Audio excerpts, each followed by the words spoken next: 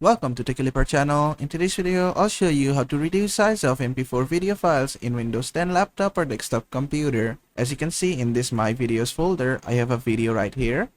The size of this video is only 28 megabytes. Now I want to reduce the size even more. To do this, what I need to do is just open up my browser. Then in my browser on Google, just search for reduce size MP4 and search for it. Then just go into any of the links. From here, just drag and drop the file into the box and then just click on compress now.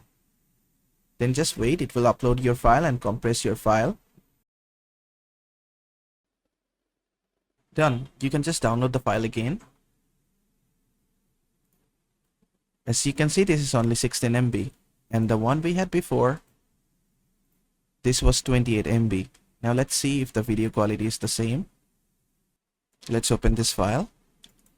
As you can see, the video quality is almost the same. We cannot see any difference.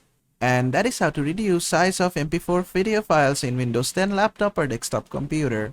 I hope this video was helpful. If it was, please give it a thumbs up and don't forget to subscribe.